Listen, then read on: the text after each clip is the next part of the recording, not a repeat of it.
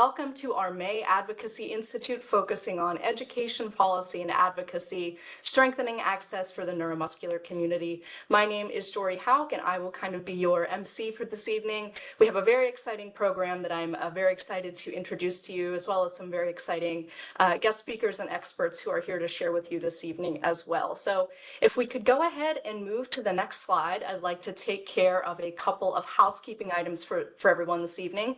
First, if you're interested in turning on your closed captions, you can do that by clicking the lower left corner of your screen, that very small CC button there on the left side of your screen. If you would like to ask our folks a question, we have two different ways that you can do that. We do ask if you have a question to find the Q&A box on the lower right corner of your screen. If you click those three little dots that are down there on that lower right corner, you will see a Q&A button at the top above the notes sign there.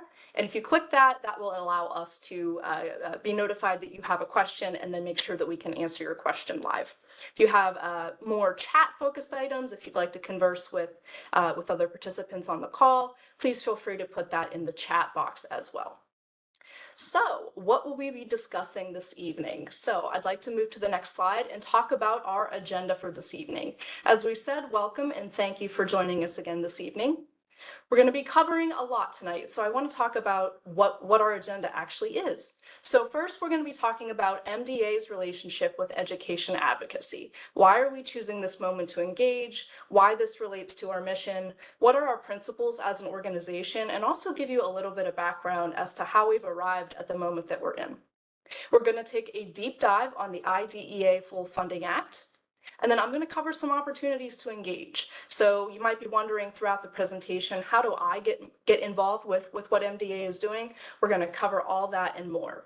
And then we're certainly going to hear from the MDA advocate perspective and staff member perspective as well. We have one of our MDA staff members, Stephanie Erbacher, joining us this evening to provide some unique perspectives on our subject matter this evening. And as well, we'll be taking your questions, so please feel free to be thinking about those and placing those in the Q&A box as they come up for you. So we'll do a couple of really quick introductions here before I go ahead and move into the bulk of our content this evening. As I mentioned, my name is Dory Hauk. I am MDA's Manager of Advocacy Engagement, and joining me tonight is Shannon Wood, MDA's Director of Disability Policy. Shannon and I are building out our education policy portfolio as members of MDA's advocacy team, and we're very excited to be presenting to you really for the first time as an organization and as a team about our education policy work. So with that, I'm going to turn things over to Shannon to talk about how MDA is approaching this new area of work. Shannon. Thanks, Dory. Hi, everyone. Shannon Wood, Director of Disability Policy. Let's dive right in if we want to advance to the next slide. And let's start with MDA's mission, which is to empower the people we serve to live longer, more independent lives. We know that access to education is critical for equal opportunity for the neuromuscular community. And to drive our mission, we advocate for the services and supports that our community needs to achieve their educational goals. Next slide. So before we dive into policy, I want to first talk about our policy principles. So while students with neuromuscular diseases deserve access to the very same opportunities as their peers, we know that they might experience additional challenges due to their neuromuscular conditions, things like muscle weakness, fatigue, and they might need accommodations in order to fully participate in the classroom. Most children with neuromuscular diseases, if they have those proper accommodations, they grow up to pursue higher education, have careers, and really thrive in their communities. MDA is offering support to families and students to advocate for the best education possible. And at the end of tonight's institute, we're going to provide contact information for our awesome resource center. But that said, in terms of kind of broad strokes policy principles, MDA has a few core beliefs when it comes to education. The first being that students with neuromuscular conditions belong alongside their non-disabled peers. So that means that they are held to the same high expectations, given this every single chance to succeed. We also believe that students with disabilities have the right to a free, appropriate public education in the least restrictive environment, protected by due process. This might seem a little wonky, but we're going to explain it a little bit later on. Under the Individuals with Disabilities Education Act, or the IDEA, children with neuromuscular diseases can receive services tailored to meet their unique needs, which we know can vary by condition. We have great fact sheets on our website, varied by condition, with certain accommodations that are common for each diagnosis. And all MDA believes in full implementation and funding of the IDEA. This is something that we're going to come back to.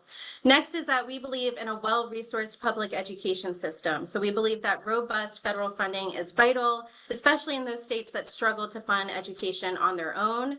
For our community, we know that access to specialized services, things like PT, OT, assistive technology, help students with neuromuscular conditions really participate fully in the classroom, and that in order to have those services available, there needs to be adequate funding so that schools can obtain the staff that they need to support students with neuromuscular conditions. Last, very importantly, we believe in strong enforcement of civil rights. So MDA has opposed recent cuts to the Office for Civil Rights within the Department of Education, which has worsened an already deep backlog of civil rights investigations under 504 and the ADA. So we advocate to protect and defend civil rights for students with disabilities. Can we move to the next slide? So let's take a step back and reflect on where we are and how we got here. Broadly speaking, we know that educational outcomes for students with disabilities have dramatically improved, and that really follows decades of persistent advocacy from students and families and parents. At the same time, we know that breakthroughs in neuromuscular research have led to longer lives for children and young adults in our community, leading to efforts to really address broader psychosocial needs like education. Historically, though, we know that students were commonly denied education, even when education was required for all students. Some states refused to provide accommodations for students with disabilities. In the 1950s, Judith Heumann, who is a fantastic person, she was known as the mother of the disability rights movement, she was denied the opportunity to attend her local elementary school when the school district deemed her a fire hazard for using a wheelchair. They instead proposed an alternative, which was a teacher coming to her house for 2.5 hours a week. I think they sent an occupational therapist to teach her cross-stitching. Later on in life, she was denied the opportunity to teach again because she uses a wheelchair. So a strong disability rights movement led by Heumann and her organization ensued. Skipping a lot of history here, but it led to the Rehabilitation Act, which included Section 504. This granted and continues to grant civil rights protections to people with disabilities in any programs that receive federal funds, which of course means most public schools. MDA has some great information on Section 504 and 504 plans on our website, which I'll try and drop into the chat later on. Next slide. So the first major disability education legislation came a little bit later in 1975. It was legislation that came to be known as the Individuals with Disabilities Education Act, or the IDEA.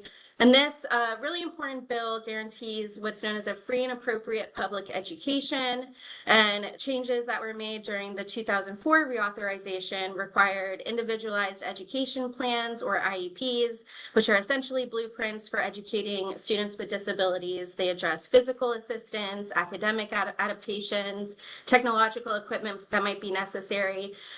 These IEPs are legally binding, and they outline all of those services that have been determined to be necessary for that student's educational achievement. So that 2004 change, really importantly, it required schools to consider a student's functional as well as their academic goals. So this ensured that students with neuromuscular diseases who are keeping up with their schoolwork, keeping up academically, but have those physical impairments, still receive those needed special education services, including OT and PT. So the IDEA is this really landmark legislation that led to the education of more students with disabilities in neighborhood schools. It led to improvements in graduation rates, employment rates, but despite its importance, the federal government has failed to fully fund the IDEA at that 40% that's promised by the law. Current funding sits currently below 13%. So the IDEA Full Funding Act, which is a bipartisan bill, would provide mandatory regular increases to IDEA funding, ensuring that schools can provide that early intervention, that special education, and related services. So without spoiling too much of the next presentation, I'm hoping that that puts the ball nicely on the tee for our guest speaker, who I'll take a moment to introduce. If you want to move to the next slide. Perfect. The IDEA Full Funding Act Coalition co-chair, Kuna Tavlin, has over 2 decades of experience in public affairs, advocacy, and strategic planning in education and human services arenas.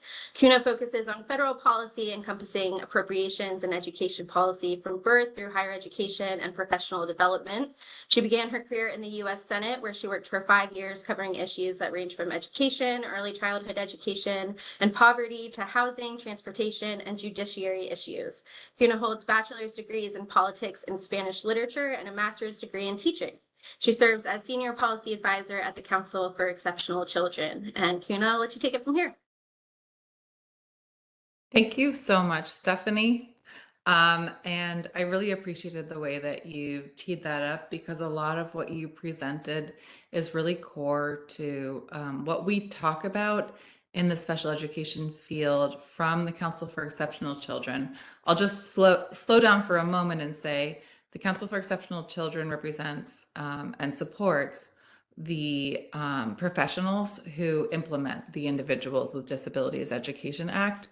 So that's personnel spanning from early childhood, infants and toddlers and their families, preschool, K-12 education. We have our transition folks as well. And then we also have members who are pre-service special education teachers, and the faculty and researchers in higher education and in other research spaces who both research the field to provide the best practices and kind of cutting edge research, as well as the faculty that that prepare the next generation of special educators.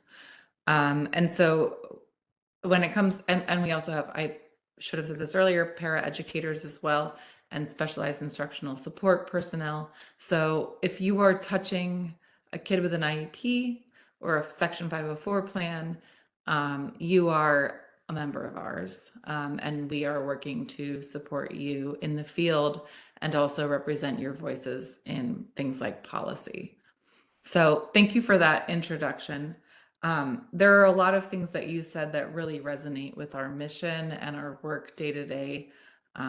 I do policy and advocacy, so I spend a good portion of my time working with Congress and the administration. And then I also bolster our membership. We have a lot of advocates within our membership. And so I provide them with supports and prompts, and they come and do an annual day on the Hill as well. So we try to be active in as many different places as we can. So a few things that really resonated is what we call FAPE, a free and appropriate public education, where our gold standard is that people with disabilities are educated alongside their non-disabled peers, as you mentioned, Stephanie. That IDEA and Section 504 really operate in the context of the public school system for the most part. And so well-funded public schools are essential to the success of not only the kids that we represent, but all kids, but also specifically the kids that we represent, right? So we're operating in that public school context. And then also in the enforcement, on the enforcement side, right? Because a law is only as strong as its enforcement mechanism. And for people with disabilities, our Office for Civil Rights at the Department of Education, more than a third of the cases that they hear are specifically pertaining to people with disabilities, right? So not only the law itself and the protections, et cetera, but also the enforcement side through the Office for Civil Rights. It's all really connected and important and critical. But I'm here today to talk about the IDEA Full Funding Coalition and the IDEA Full Funding Act. Next slides, please. So, and I think we can actually just, yeah, there we go. So what I want to talk about is a little bit of the history of IDEA, and then the concept of what we call full funding, which Stephanie kind of teed up with a really elegant Cliff Notes version. And then I want to talk about what we're doing as a coalition as we're looking toward the future of, for opportunities to really impact the funding of IDEA. So next slide. So I want to start with this quote because I just want to recognize that, my work is policy, but also there's always politics embedded in it. And disability is not a state of being that holds a specific political kind of side, right? And so within the IDEA Act itself, there is a really eloquent, I think, quote to demonstrate that this is really a cross-section of our entire nation. And I'm just going to read it out loud. And I want to just acknowledge that this is probably not a new concept to our participants, but I still think it's really worth noting in an era where we are very polarized. So disability is a natural part of the human experience and in no way diminishes the rights of individuals to participate in or contribute to society. Improving educational results for children with disabilities is an essential element of our national policy of ensuring equality of opportunity, full participation, independent living, and economic self-sufficiency for individuals with disabilities, right? So there's embedded in this law this recognition that this is kind of a universal goal based on a condition that can be universal. One of the most impactful moments, I think, of my career was listening to a speaker with a disability who took the main stage at a convention, and he welcomed us like this. He said, "I welcome my disabled and temporarily able-bodied participants to this conference," right? Because disability is not a condition that makes any kind of political decisions, right? It is just a part of the human experience. So I just want to level set with that because we are talking about everyone. Next slide. So who's the coalition? So I am a co-chair of our IDEA Full Funding Coalition, but we have a number of groups that come together from a variety of different kind of stakeholder angles to form this coalition. So I co-chair on behalf of the Council for Exceptional Children with two other really fabulous women, Nicole Fuller from the National Center for Learning Disabilities and Noelle Ellerson-Ng from AASA, the School Superintendents Association. So I represent the personnel. Noelle represents Noelle represents school superintendents who have to deal with the finances of running a school district. And Nicole represents the National Center for Learning Disabilities, which is specific to learning disabilities, not all disabilities, right? So we all come at the kind of unification of our coalition from different angles. We also have a lot of other folks who come from very specific organizations, whether they are disability specific or, maybe parent groups, or they're civil rights organizations, or they are school financing organizations. We all kind of come together from a variety of different angles to recognize the importance of funding for IDEA. Why is that? Because IDEA is a federal mandate. You have to follow the IDEA law if you receive federal funds. And so some of us come at it from a disability perspective and others come at it from, we are bound by this law, so we need the finances to make it work, and kind of everything in between. But we are all unified around this one concept of full funding. Next slide. So the funding itself, the legislation, and the concept of full funding is it's a little bit wonky, so I'm going to try to break it down as simply as I can. But the general idea behind IDEA is that every eligible child, and that means every child who has a disability who is eligible for an individualized education program, right? And so there's a little bit of a difference between Section 504 and IDEA, but both have this underlying requirement that you have full access to the curriculum, et cetera. That there is FAPE, a free and appropriate public education in LRE, the least restrictive environment. Now, there isn't a strong definition for either of these concepts, but there's a general understanding of what that means. And in general, it means access to the general ed curriculum in the gen ed classroom as much as possible, right?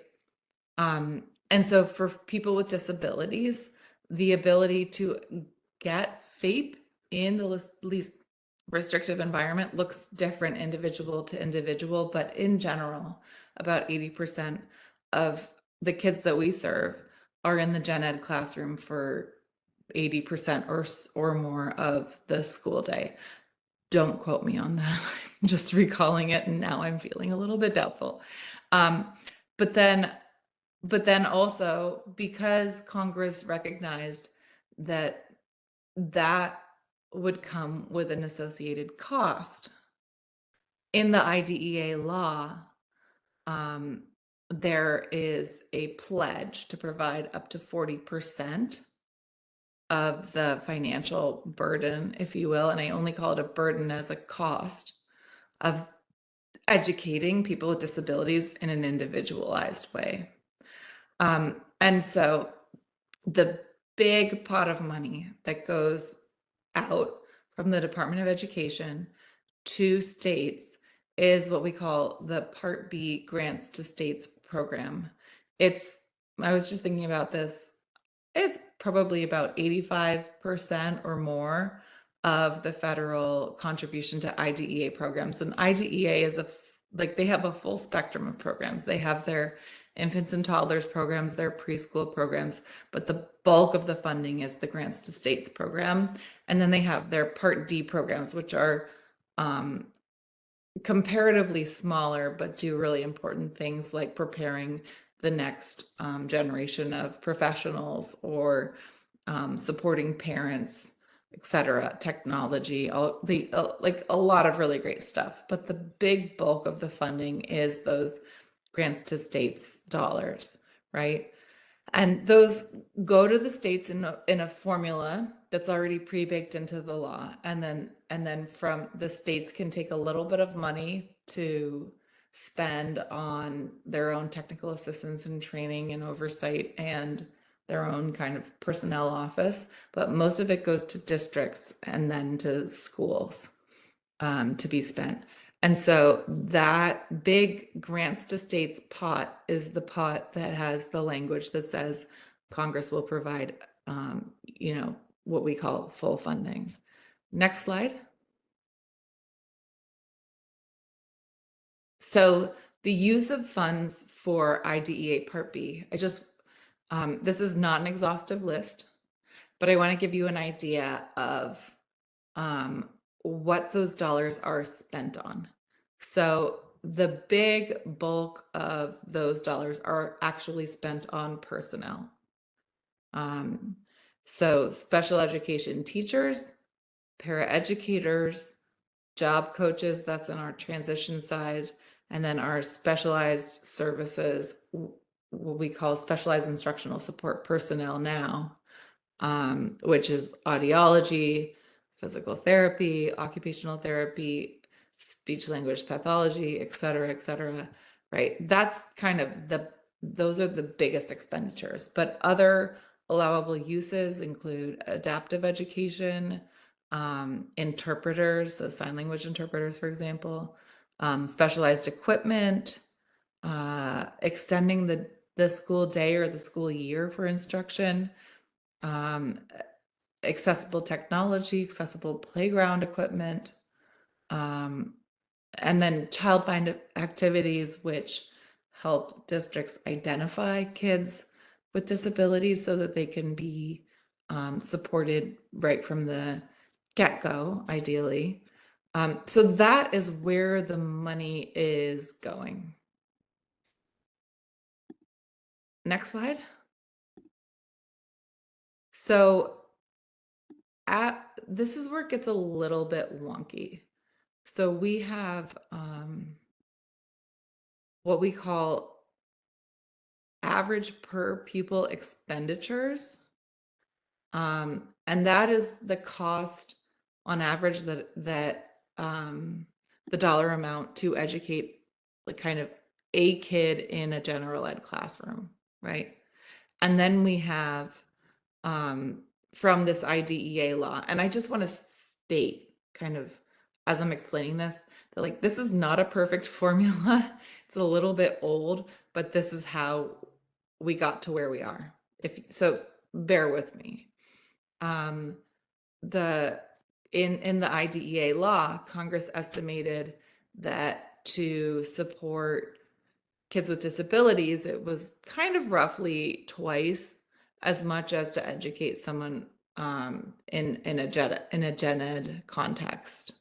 And I think that all of us know that in reality, the price varies with the need for services and supports. And so like every kid with a disability on an IEP is not going to require the same expenditure. And so we end up with averages. We haven't had a federal cost study in more than 2 decades, but we have had, but there was one that was funded that we hope will continue to be funded so we can get a better idea of what the actual costs are, because our estimates are not particularly accurate, but so be it. That's the world that we are in at the moment. So Congress, when they wrote the IDEA law, estimated that expenditures on a kid with a disability would be about twice as expensive. And so they pledged to support 40% of that excess cost. Next slide. So that's what we call full funding. That's our 40% kind of North Star. And this is where we are today. And you can see, unfortunately, that the 40%, of course, is constant, but the green bar, which demonstrates how much of that quote unquote full funding we're actually at, has declined over the years. And so we're actually at just over about 10% of average per pupil expenditures in terms of the share of money that comes to states and districts to support special education from Congress, from the federal government. So they're 10% of 40%, so they're at about a quarter of what they've pledged and written into the law, and said that they estimated that was the fair amount to spend. So it's not a particularly good state that we're in. Next slide. We have an additional kind of layer of challenge, which is that in the context of IDEA, the number of children served has increased, while you've seen that other graph where the amount that Congress is providing in terms of per pupil expenditures has decreased, right? So we're in this kind of perfect storm where we need more and we are being provided less in terms of the relation of the need. So Congress in the last handful of years has essentially level funded IDEA year over year. There are a few years where they've gotten a little bit of a bump, but it's never been enough to even account for inflation. And so while we see a significant rise in eligible students for IDEA services, we do see the funding declining in terms of the dollar usability at the same time. Next slide. So we do have a bit of, as Stephanie mentioned, an opportunity because we have members of Congress on both sides of the aisle that see this challenge and want to do something to address it, right? And so what they've decided to do is create the IDEA Full Funding Act. We as an advocacy community used to make the request every year that Congress get us to full funding. That, we started to recognize that that was not a possibility. And so what happened was that advocates and champions of special education came to the table together and decided to create what's kind of a compromise bill, but that recognizes the times we're living in, basically, right? And so instead of saying you must fund 40% of the excess costs this year, they've created a glide path where over 10 years, step by step, we get to that place where they are at the 40%. So it's a gradual incline. We call it a glide path, but it would get IDEA Part B to full funding within 10 years. So you can see the bill numbers here. In the Senate, our champion is Senator Van Hollen, who's a Democrat from Maryland. We have been for years working to get a Republican to join him, and that would be wonderful. We strongly believe that there is more power when an initiative is bipartisan, as I'm sure folks who work in this space agree. And in the House, we have Jared Huffman, a Democrat from California, and G.T. Thompson, a Republican from Pennsylvania, co-leading this initiative as well. It gets a lot of support. It gets a lot of co-sponsorship, impressive numbers in the House in particular.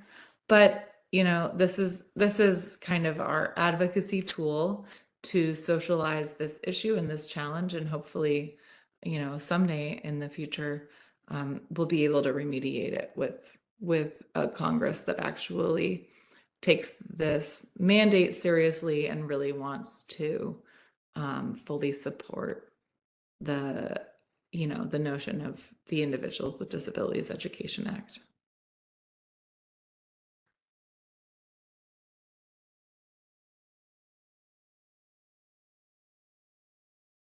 Next slide.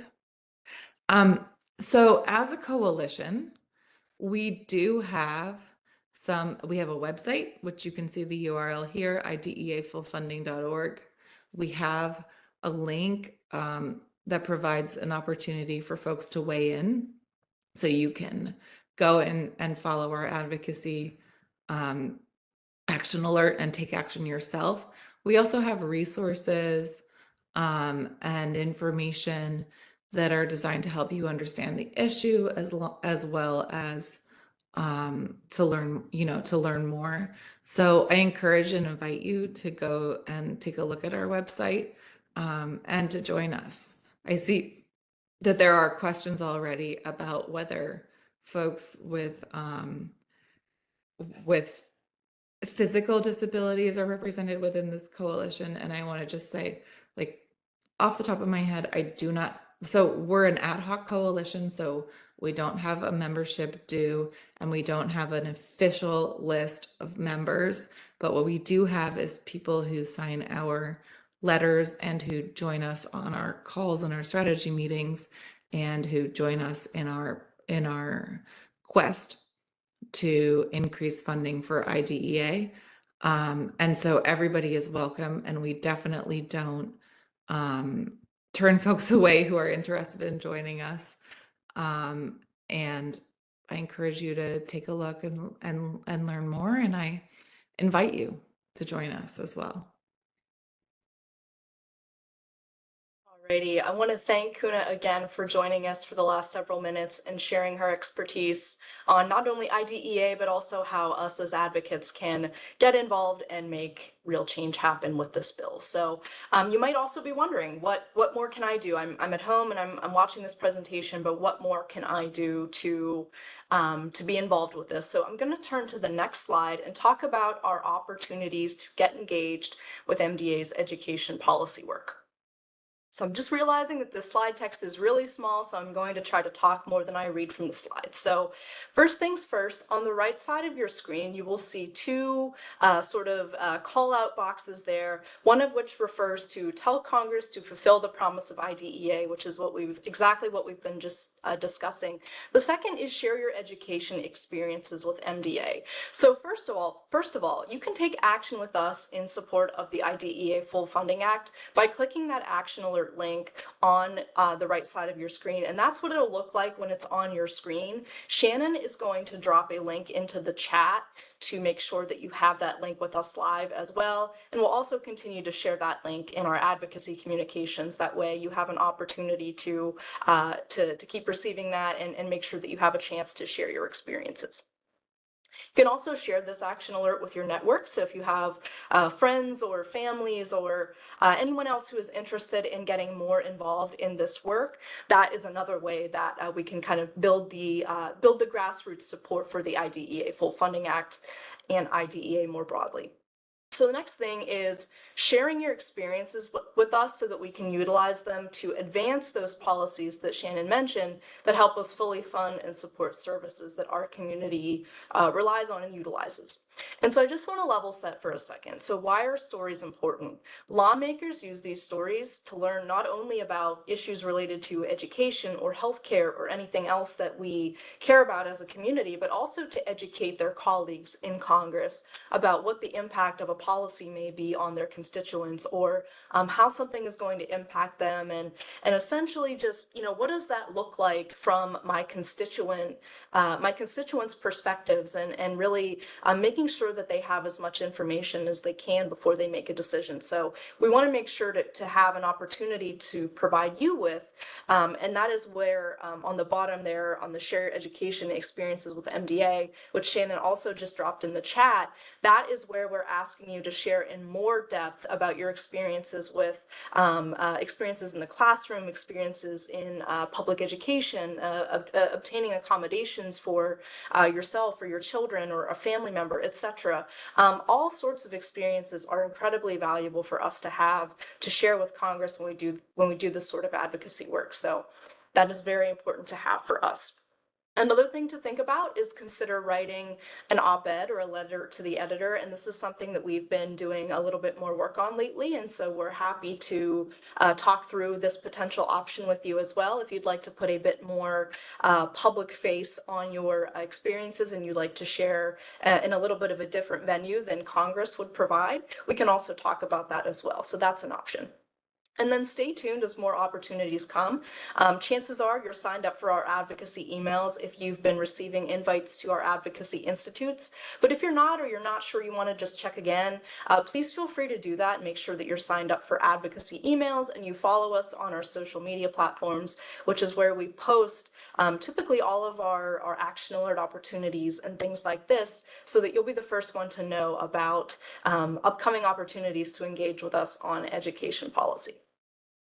Then the last thing I want to cover on this slide is we have some congressional recesses that are upcoming. So whether your members of Congress are hosting in-person town halls or maybe even telephone town halls, you can actually ask them, or you can attend those town halls. You can ask for their support for students with disabilities, and you can ask for their support of IDEA and the IDEA Full Funding Act. That is something that you're able to do. Typically, those are announced through email lists. If you know who your member of Congress is, you can go to their website. Typically, there's a tab that says something like connect with me, or receive my messages, or get emails or something like that. And if you sign up for those, they make sure that you're a constituent of that member of Congress, so that you're not receiving, other members of Congress's town halls, or basically to make sure that you get the right information from your member of Congress about where those upcoming opportunities are to engage with them in person.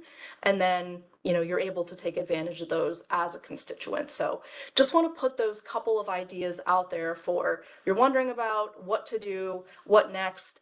These are the action steps that we recommend taking with us. And as always, we're always happy to talk through any of these things and address any questions and concerns you might have. And we share our contact information once again at the end of the presentation. But I do want to, as we've been talking about opportunities to engage, I want to bring our MDA Gene Therapy Resource Center specialist, Stephanie Erbacher, to the virtual stage. And I'd like to ask her to share some things. And I want to just do a really quick introduction to give you an idea of who Stephanie is. So Stephanie Erbacher is a gene therapy support specialist with MDA. In addition to her professional role, she is a dedicated parent to a 16-year-old who is living with spinal muscular atrophy. So she draws from both her personal experience and her work in the neuromuscular community to be a passionate grassroots advocate for disability rights and education access. So she's going to share insights from her family's journey navigating the education system under IDEA and offering that parent and advocate perspective. So with that introduction, I want to invite Stephanie to share a little bit more about herself and her family's experiences. Hi, everyone. It's so nice to be here. As Joy mentioned, my name is Stephanie Erbacher, and I do have a 16-year-old daughter, Riley, that has spinal muscular atrophy type 2. She is in 10th grade this year. She's just finishing up her sophomore year of high school. And we've gone through the educational experience in 2 different states. So she was born in California, and we went through, having an IFSP, which is an individual family service plan, for anyone who's not familiar with that term. So that's, before kindergarten or before age 3. Apologies. And then an IEP, the entire time that we have been in Iowa, where we currently live. And that has been instrumental in her success. I will say, like, we all think our children are the best, right? But she is in the top 2% of her class right now in school. She takes advanced classes. She's involved in theater. All of these things that are possible because of the support that she's had that we wouldn't have without her IEP, without IDEA. When we started her educational journey, if you will, really when she was in kindergarten, um, she started out with a paraprofessional that was with her to kind of help her all day, but she was always really been in the gen ed classroom the entire day. And, they helped with a lot of just really her physical needs, transfers, restroom, things like that. As she's gotten older and into high school, she doesn't have a paraprofessional anymore because, we're working on independence and trying to get her prepared for college, where she won't have some of those resources as readily available. And as I'm sure, like a lot of you guys that may have gone through the education system with, yourself or with, children or family members with a neuromuscular disease or other disability, we've had some great experiences, and we've had some challenging ones. Some of the great experiences just in the time that we live in with how prevalent technology is, it's made certain things so easy. In her IEP, it's very easy because everyone uses Chromebooks at her school, but some schools use iPads or whatnot. Talk to text is a super easy accommodation on equipment that they already have and are already using, or just being able to type instead of writing, or if they do an assignment on paper, her teachers make sure that she has a copy of that digitally so her hand doesn't fatigue as much. Sometimes they give her a copy of the notes, things like that.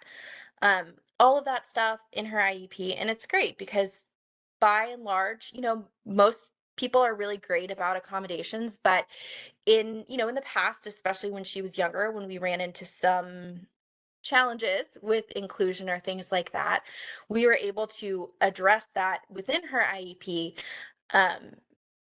and essentially then the people that were kind of causing the challenges, they really had to follow it because, it has that legal teeth. It is that legally binding document.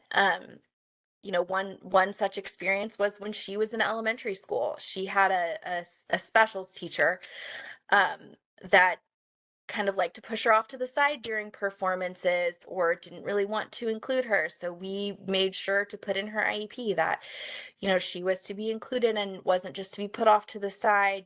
She had to be surrounded by friends, things like that. That addressed the issue. And then, the administration at the school was great. And the principal was able to say, look, you have to do this. The district is required to do this, and we could get in trouble if we don't. Again, that was a great administration. We just, as everyone does in life, you run into some people that are easier to work with and some people that like to keep you busier. And that was just one of those cases.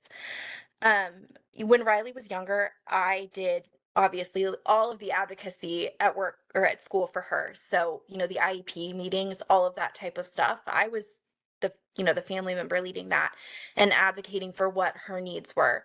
But as she's gotten older, she does most of those things now. So obviously I'm there, and I provide input, but by and large, she's the one that says when she needs something or not. I mean, she's at the point now where she might be venting about an issue at school, and honestly, I'll go mama bear on everybody. And she just says, Mom, stay out of it. I've got it handled.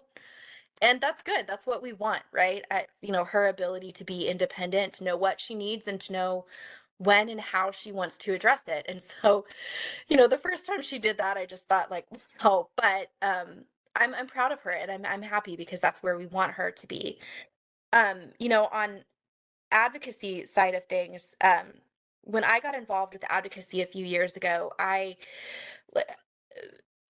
it's been a very good outlet for me, a very healthy outlet. When you have a diagnosis like this, or your family member has a diagnosis like this, I think it's very easy to feel like there's not anything that you can do, and it's very frustrating sometimes. At least it has been for me in the past. And advocacy was a place where I could get involved to make things better. And the longer that I've been involved, the more I recognize that these like battles that they sometimes feel like that I face now, or that my daughter faces as she's getting more involved in advocacy, someone fought those before we came along, and her life is easier than it would have been because they stood up and said, this is what we need to do. They showed up and said that this isn't right. We need to fix it. And so, even on the most challenging days, and it can be, because advocacy is definitely a marathon more than it is a sprint. You don't always expect things to happen overnight at any level. It can take a while to even fix things just at the local school level when there are challenges. But to kind of be able to make a difference there and be involved and know that I'm doing something that will make people's lives who come behind me easier, just like the people before me did for me. To some extent, as a parent, that's been kind of healing, and it's helpful. It's very empowering to know that I can make a difference. And I feel like it seems really overwhelming when you kind of get started with things like that, but the biggest takeaway that I've had the longer that I've been involved in these things, both as a parent advocate at the school level and even advocating at the federal level, is that your voice matters. No advocacy is too small. It all adds up. I mean, if all you ever do is send those emails or submit a story, that matters. These representatives need to hear your story, and your story it's not too small. Your experiences matter. They help them shape these decisions that they're making, for your whole state or for the whole country. And they can't make those decisions in an educated fashion without understanding all sides of the issue. And the things that you go through are part of that. And so, as my daughter's gotten older and started to get involved, she loves it too. She's gone to the local offices, she's gone to Washington, D.C. once. The members are always great. Their staff members are great. And so if I if I could suggest you do anything for yourself, it's give yourself the opportunity to advocate. Don't feel like you're not big enough to do it. You're not important enough to do it. Your story doesn't matter enough, because it absolutely does. Um, and I want to make sure that I leave time for questions for everyone. So with that, I'm going to wrap up and toss it back to Jory. Thank you for those wonderful words, Stephanie. And I really could not have said it much better myself. I think we need you on the advocacy team, because you certainly can speak that language, and your perspective is so so invaluable, and or so valuable rather. And I can't can't thank you enough for your time. And so with that being said, we do want to give a little bit of voice to some questions, not only that we've got in the chat, but also see if there's any additional questions that folks want to submit. So if we did not answer your question this evening, please feel free to email us at advocacy@mdausa.org. I keep track of that inbox every day, so I will get back to you as soon as I possibly can, to make sure that we get you an answer as soon as we can as well. Again, if you're not sure if you are receiving all of our advocacy communications, head over to mda.org/advocacy for all of those resources and the sign up link. Again, if you are not receiving emails, the sign up link can be found there as well, so that you can get back on our list. And then last but certainly not least, we do have our mda.org/resource center. Our resource center, of which Stephanie is a part of, is a phenomenal group of folks who are problem solvers, who are ready and willing to help you and your families navigate challenges, much like we might have discussed this evening. So you can reach out to them by email, resourcecenter@mdausa.org, or by phone at the numbers shown there. So a couple things that were in the chat that I just want to call really quick attention to at the beginning. So Omar had a question about pulling out important parts of our stories, and what are the most important things to share if we're submitting story shares like that. So, or you're submitting experiences to our story collection survey. So it's pretty straight. It's a lot of straightforward questions, and your no experience is too long ago or too recent. So we really just want to know about your experiences in the classroom and how you were able to access those services and accommodations. So we value certainly all of those experiences, so please share with us. And Shannon also answered some great questions that Melinda had in the chat, which were, what do I do if my members of Congress don't have town halls? How do I connect with them and build relationships with them? So this is another plug for advocacy at mdausa.org. Please reach out to us. We're happy to chat one-on-one through any of these things that you're interested in doing that we've shared about tonight. I know we've thrown a lot at you, so we're always happy to help and do that as well. So going back to the chat box question from Omar, should we also mention experiences with accommodations in university? I realize that's a little separate from IDEA. I'm actually not as familiar with university accommodations, so I'm hoping maybe someone can chime in about the value of submitting those experiences as well. Yeah, I'm happy to answer that question. And before I do, I just want to say, Stephanie, the way that you presented your personal experience with advocacy was really wonderful. And I want to uplift 2 points that you made that I just think are so important, especially for people who are new to advocacy, or maybe not new, but feeling discouraged about the progress that's being made. And the first point that you made that I just thought was so poignant was that we are where we are today because of people before us, right? And there are certain things that are happening right now in the special ed field that feel a lot more like threats than opportunities.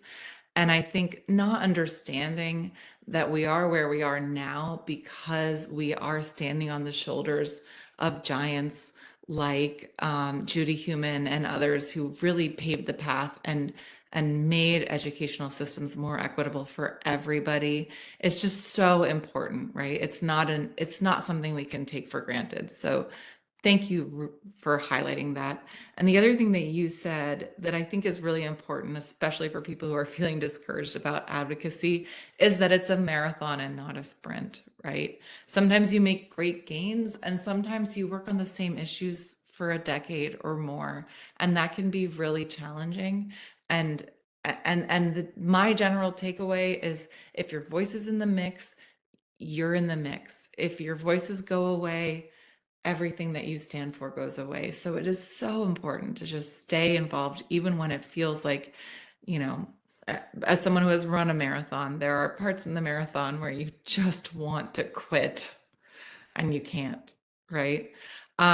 So when it comes to higher education, the landscape is totally different. And there are some key differences that I think are important to understand. In the K-12 system and in the early childhood system, the onus is on the institution to identify and support a person with a disability. In higher education, the onus is on the individual, the adult with a disability who is in higher education to report and prove, frankly, their disability and to work with the college to get reasonable accommodations.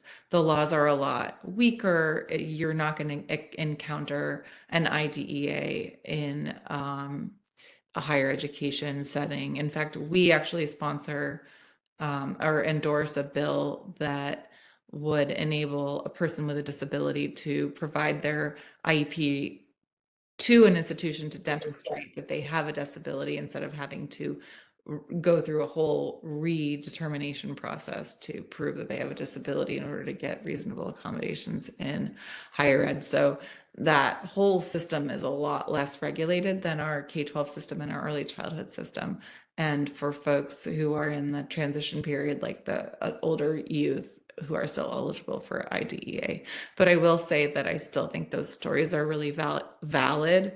Congress is in what I would call kind of the infancy phase of understanding what kinds of protections people with disabilities in higher education may need. And so relaying that kind of information is really important. All right, another question from Melinda. So generally speaking, what happens when, physical dangers that threaten the health of a student go unaddressed by a school system?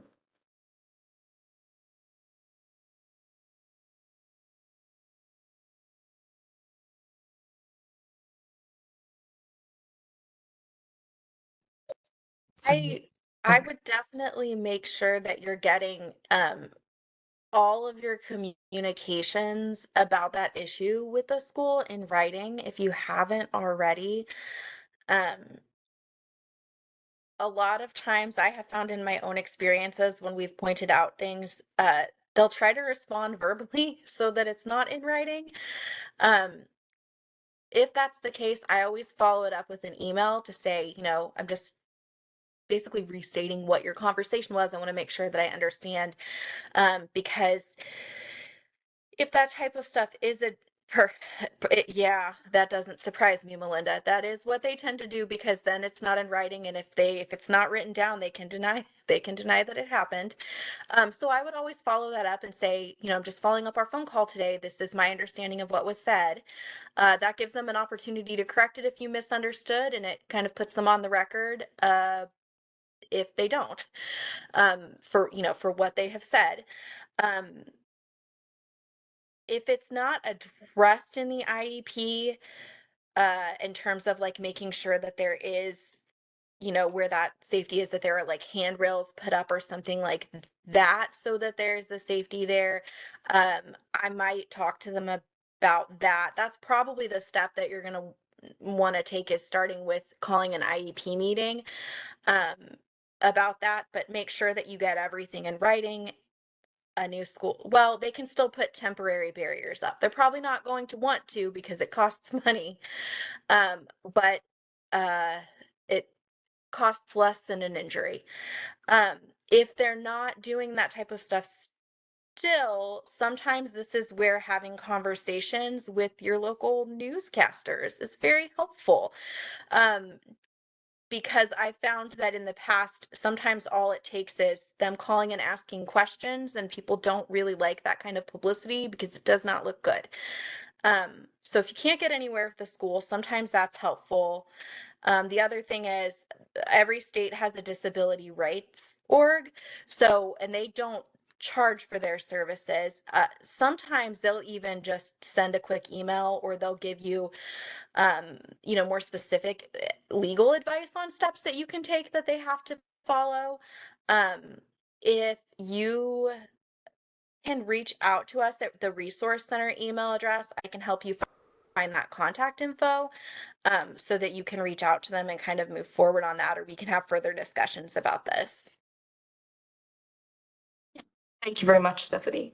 I do want to highlight Kelly's question.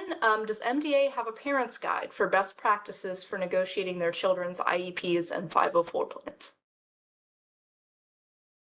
Yes, I just dropped the link for that one. This is Shannon. I just dropped the link for that one in the chat. It's called the ABCs of IEPs and 504 plans.